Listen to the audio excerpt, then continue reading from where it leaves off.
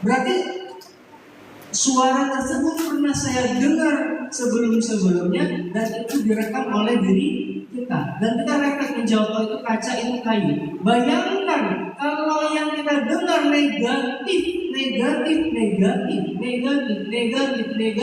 itu yang terekam oleh kita dan itulah yang kemudian kita yakini. Maka sortir langsung tidak usah respon tanggung. Tetapi kedengaran Pak, karena telinga kita masih berfungsi. Tapi fungsi mensortir itu juga penting.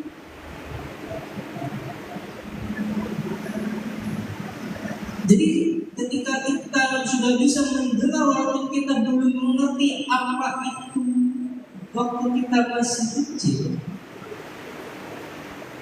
bertumbuh dewasa kita memahami itu. Sehingga responsif itu ternyata direkam oleh saraf pendengaran kita menuju apa yang dalam diri otak kita. Nah maka sekarang hati-hati. Anda masih belia, masih sangat muda, panjang karir Anda, perbanyak apa yang didengar. Kalau negatif, hijrah dari lingkungan itu. Sayang mungkin mahal, karena rekaman itu yang terekam kebanyakan negatifnya, maka menjadi sugesti pada diri kita untuk menjalankan apa yang kita yakini, karena itu adalah yang kita dengar selama ini dan terus. Maka dalam dunia keilmuan ada istilah post-truth. Jadi kebohongan yang diulang-ulang itu menjadi kebenaran.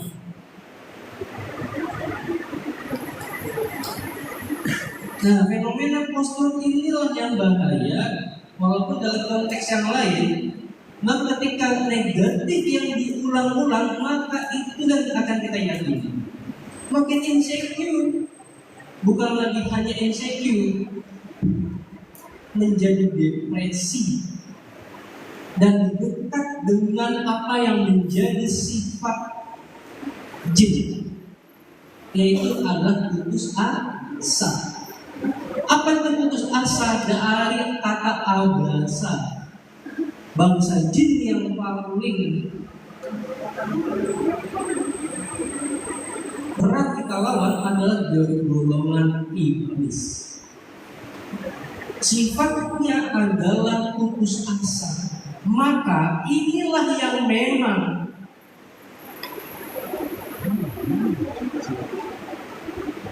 yang diharapkan oleh bangsa jin terhadap ini. Kok bisa? Yuwaswisu fi sudurin nas minal jinnati wan nas.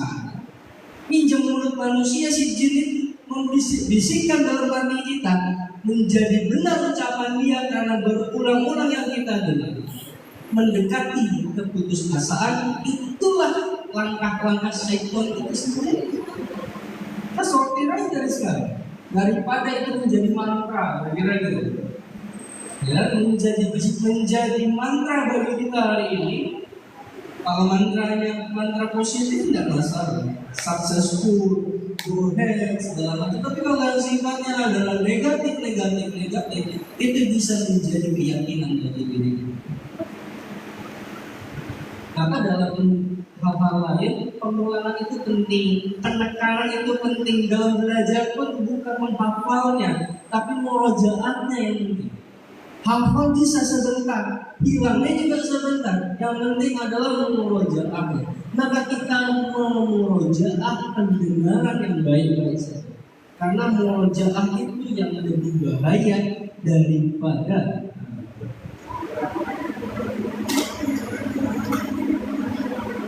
sesuatu yang kita dapatkan cepat. Bagus nih isinya, tapi nggak diulang-ulang, akan kalah dengan yang batil tapi diulang-ulang. Maka muncul teori dalam kebenaran itu ada istilah dunia hari ini dihinggapi suasana post-truth. Apa itu? Kebohongan yang diulang-ulang menjadi kebenaran yang disepakati. Nah, nanti ada contohnya. Itu masuk ke banyak faktor, bisa faktor politik juga. Terusnya, tapi untuk kaitan tema kita hari ini, mohon yang tidak yang bertanya tadi yang kurang lebih sama itu tantangannya. Kita memulai kebenaran pasti hama-hama itu muncul. Tanaman-tanaman liar itu ada. Tapi kalau yang dikatakan keburukan, tidak mungkin kebaikan akan tumbuh satu tangkai itu. Gitu? Seperti halnya para petani menandur. Petani menandur rumput di bawah 1, 2, 3 pasti tumbuh. Namun kalau yang ditanamnya adalah ilalang itu padi yang tumbuh sebatang-batang. Cukup mewakili kira-kira jawabannya ya. Mudah-mudahan tidak puas karena masih banyak kesempatan lain dari sumber yang lain didalami lagi, dikorek lagi dari soal yang diberikan. Terima kasih untuk pertanyaannya. Saya kembalikan dulu ke MC. Masih ada waktu masih ada waktu nggak? Laki-laki belum. Laki-laki belum. Yang putra ini belum ada yang nanya. Ada yang nanya? Laki-laki.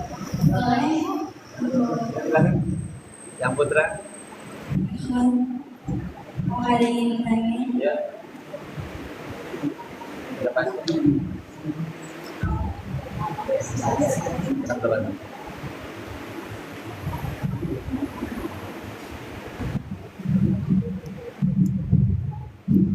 Assalamualaikum warahmatullahi wabarakatuh. Kira-kira kalau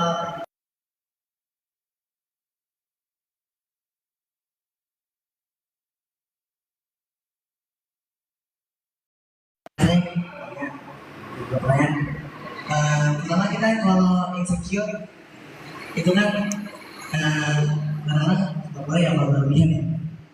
Yang pertama kalau kita insecure dalam hal kebaikan, contoh kita kadang-kadang boleh yang berlebihan ya. Yang pertama kalau kita insecure dalam hal kebaikan, contoh kita insecure dirasa kita kadang-kadang boleh yang berlebihan ya. Yang pertama kalau kita insecure dalam hal kebaikan, contoh kita insecure dirasa kita nih, tapi itu malah jadi motivasi saya. Tapi kalau berlebihan bukan kan yang baik juga. Itu yang pertama. Yang kedua, terkadang kita insecure berada dari orang, mungkin jekan segala macam. Nah, ada cara untuk kita menghadapi atas insecure yang sangat relate di kalangan pekerja sekarang gitu. Contoh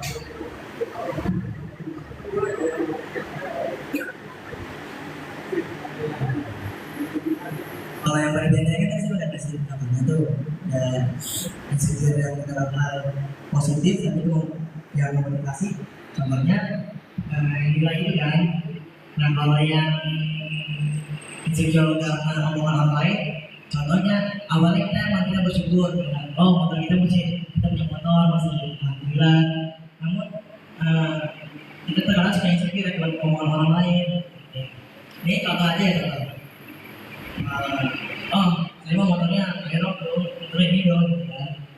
Nah itu untuk apa sih namanya, pendalaman agar kita bersyukur dan sangat relate untuk membaca.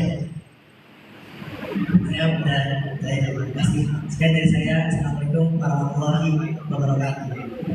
Salam. Apakah ada yang bertanya lagi? Assalamualaikum warahmatullahi wabarakatuh. Salam. Apakah ada yang bertanya lagi? Assalamualaikum warahmatullahi wabarakatuh. Salam. Apakah ada yang bilang di mana sih orang berjatuh ibadah pantas dengan pengertian apakah hal itu harus dihapus atau tidak? Karena kalau dihapus sama saja dia menyakiti diri sendiri. Sedangkan tadi kata misalnya dalam merubah diri kita sendiri dengan cara menyakiti diri sendiri. Sekian dari saya. Wassalamualaikum warahmatullahi wabarakatuh. Salam. Terima kasih untuk pertanyaan-pertanyaan yang telah diberikan. Silakan saat untuk menjawab. Ini sesuai Oh, Jamaluddin ini. Dari laki-laki Jamaluddin dan Nanang ini yang ini. tato. Laki-laki sekali katanya.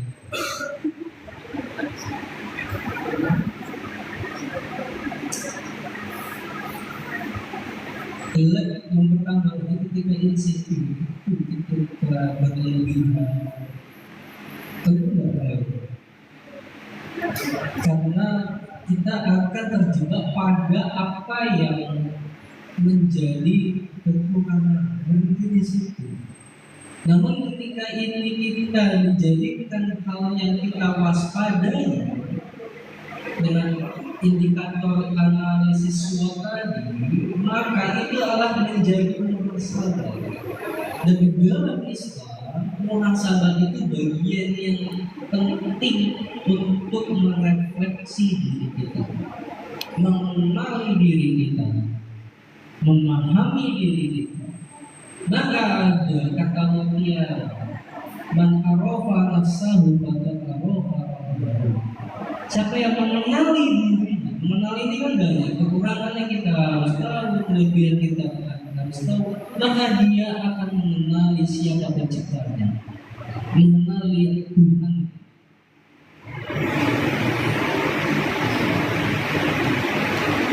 Maka tinggal bagaimana kita memiliki timbangan diri yang cukup. Bila mana insecure ini berlebihan, hati-hati, jurang depresi di depan. Dan ini adalah memang sesuatu yang menjadi langkah-langkah yang menuntun diri kita pada mencelakakan diri kita sendiri. Putus asa segala macam. Dan bagaimana untuk hal positifnya sebagai muhasabah? Dengan contoh kendaraan tadi, yang paling mudah adalah insecure bila mana untuk melihat orang lebih baik, jadikan itu motivasi. Tapi ketika insecure itu, ketika kita lihat orang yang ada lebih kondisinya tidak baik, kurang beruntung sebelum kita, maka itu menjadi syukur. Kondisinya tidak baik, kurang beruntung sebelum kita, maka itu menjadi syukur. Oh, merek motornya baru ini, tapi si teman itu sudah ganti-ganti. Bayangkan ada orang yang nggak punya. Oh, merek motornya baru ini, tapi si teman itu sudah ganti-ganti. Bayangkan ada orang yang nggak punya. Yang kedua pun kayu kasar dalam hal permotoran itu kan nggak ada. Dan tidak ada penelitian hari ini sebanding lurus antara motor yang paling mahal menjadikan dirinya ranking 1, nggak ada. Datang ke kampus dan skripsi itu nggak ada penelitian yang bisa menemukan korelasi apa barang mewah yang digunakan terhadap hasil belajar. Itu tidak. Karena hasil belajar ditentukan dari proses belajar, bukan proses berkendara.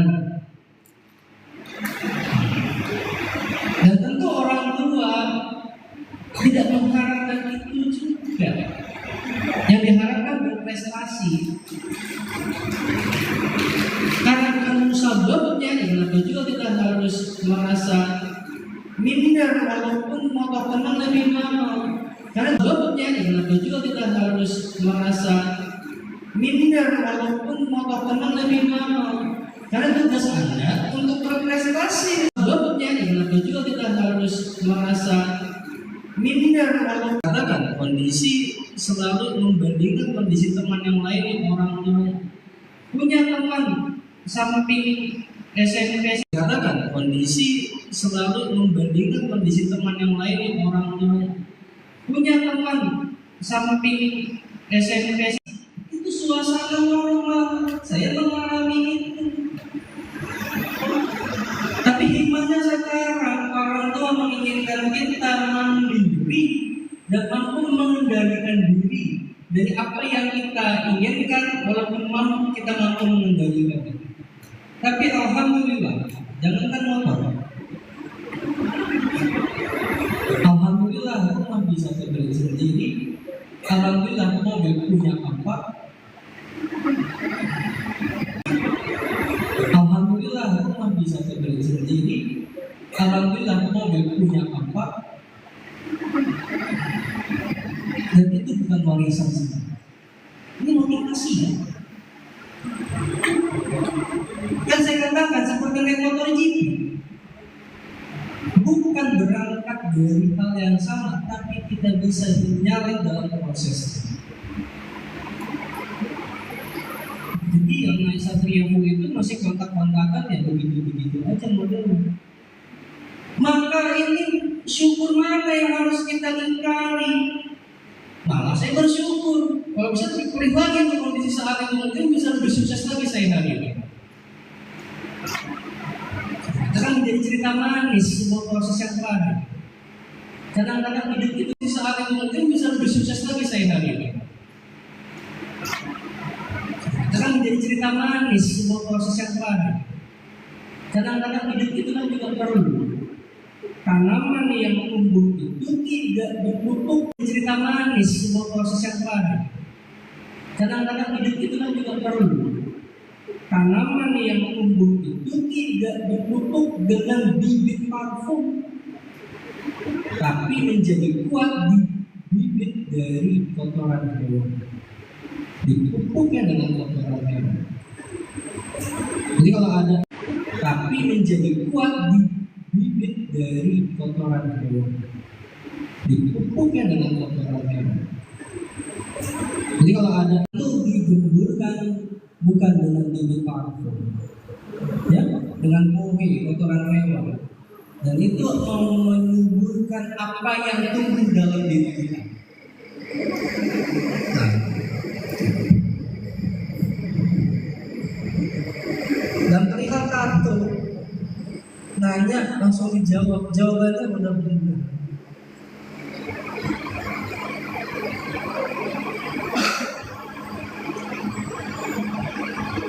Kita tidak tahu prosesnya seperti apa, kita tidak mengerti mengapa dia seperti itu. Tapi yang wajib kita hargai adalah keinginan untuk berubah.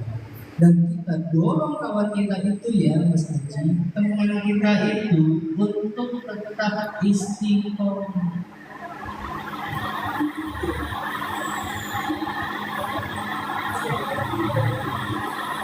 Mengambil harta begitu, tukang jaga sebelum masuk Islam. Tahu tukang jaga? Bukan tukang potong sapi, beli potong leher orang nih urusan. Dan dikenal dengan singa padang pasir. Ketika masuk hidayahnya berislam, tidak mensyaratkan apa. Karena ikrah fiddin, tidak ada paksaan dalam masuk Islam. Tapi yang paling penting ketika hidayah sudah sampai, istiqomah jaya kita. Dan sampaikan ketika niat baik telah kita tanam, maka daya tahannya harus diperkuat. Ya, perpanjangan orang, cemooh orang. Nah, kita kan lagi tanam hal baik, pasti diuji. Apakah harus dihapus? Tapi jangan ditambah juga.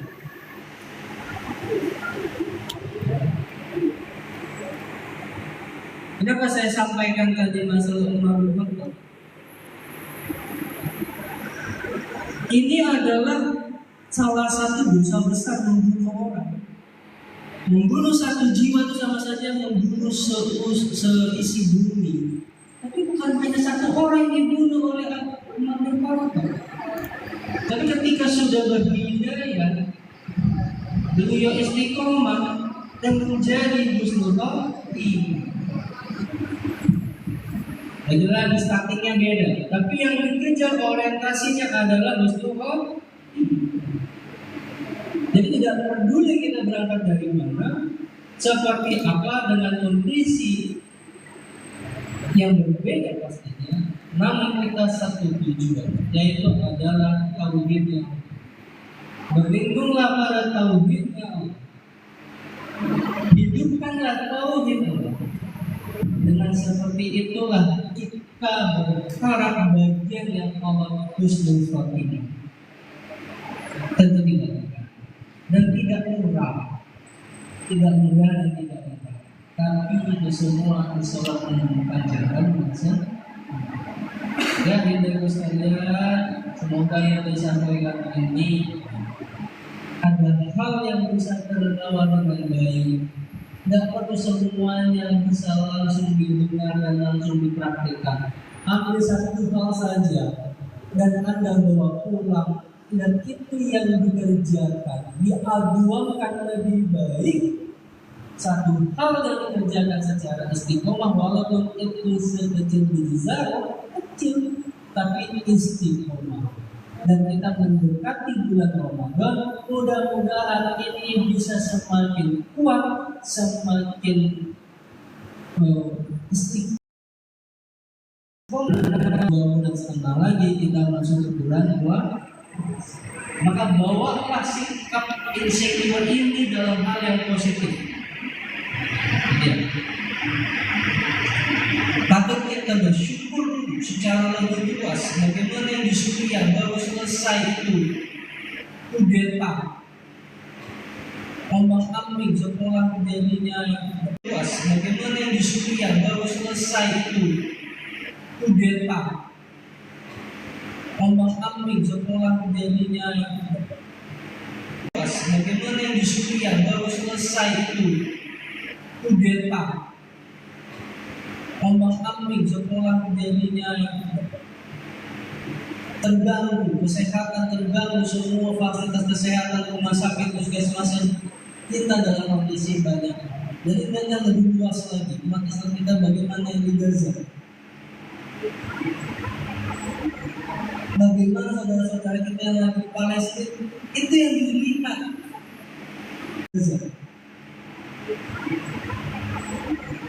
Bagaimana saudara-saudara kita yang lagi di Palestina, itu yang dilihat.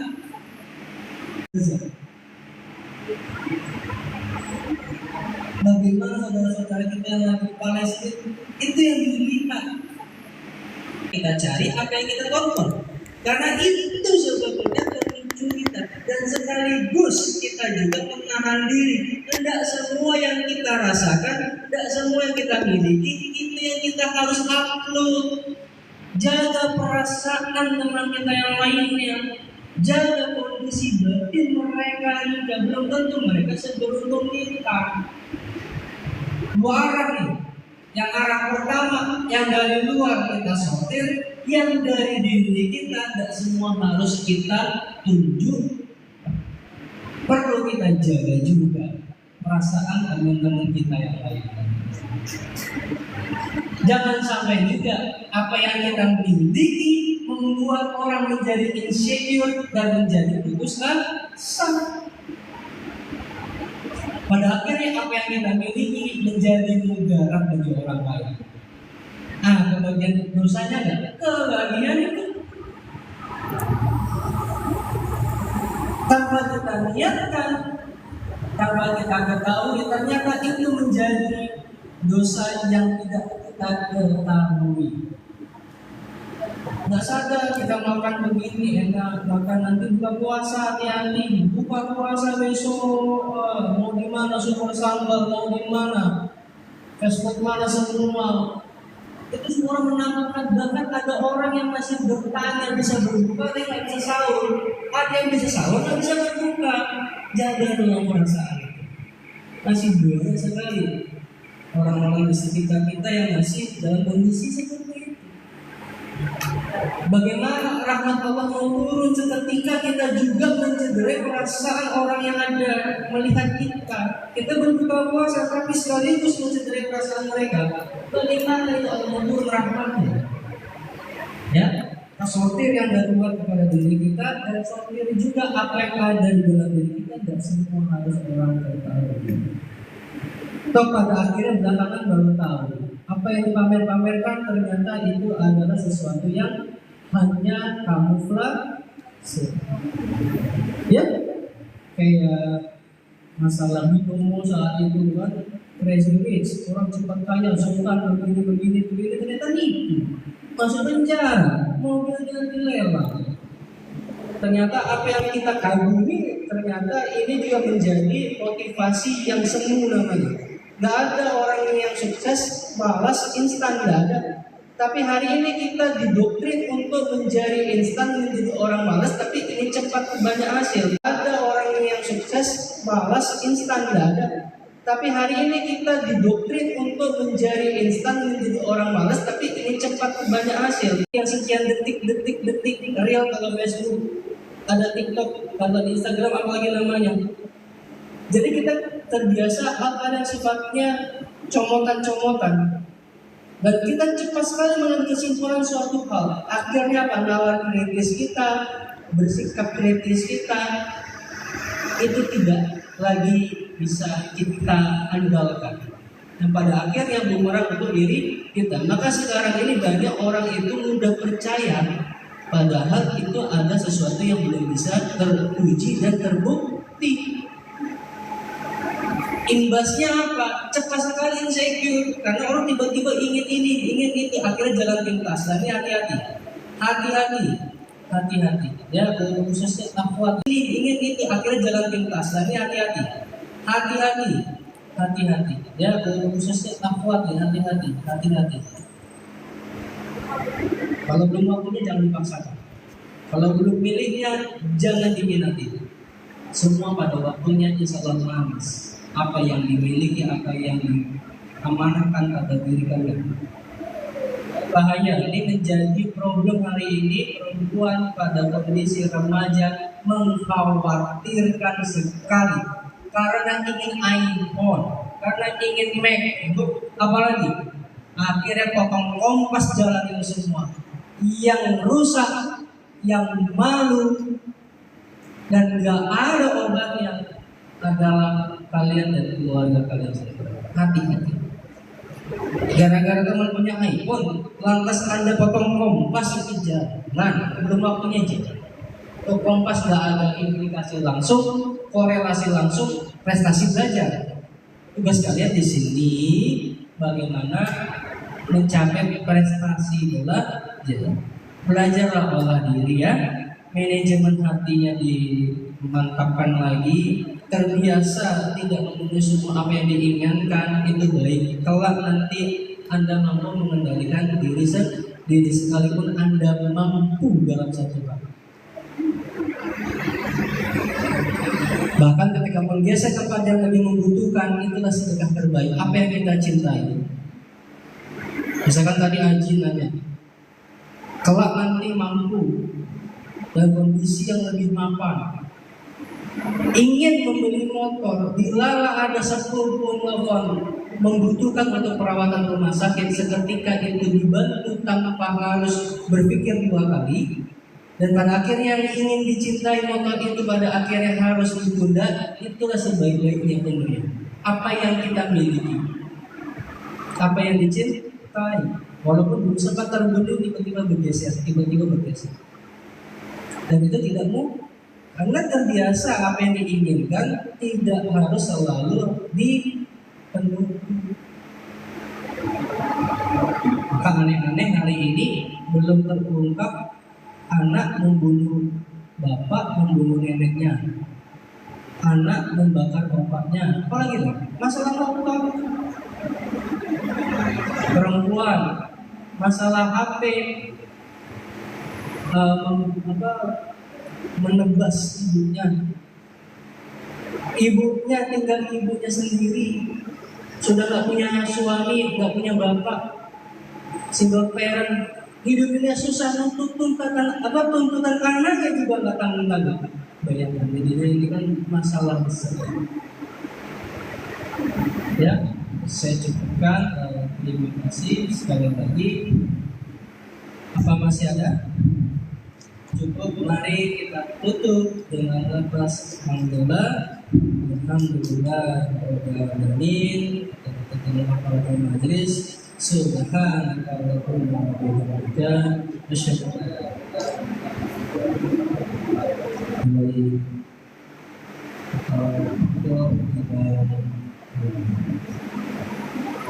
mohon maaf ada segala kekurangan. Billahi wassalamualaikum warahmatullahi wabarakatuh.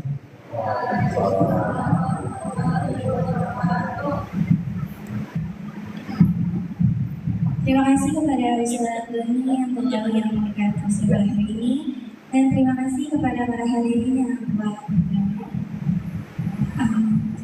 alhamdulillah, para hadirin yang dimuliakan Allah Subhanahu wa Ta'ala, tidak terasa kita telah sampai pada penghujung acara.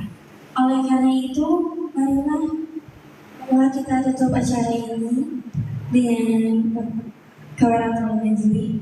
Subhanallah wa bihamdihi asyhadu an la ilaha illa anta astaghfiruka wa atubu ilaik. Alhamdulillah, ini acara pengajian ini telah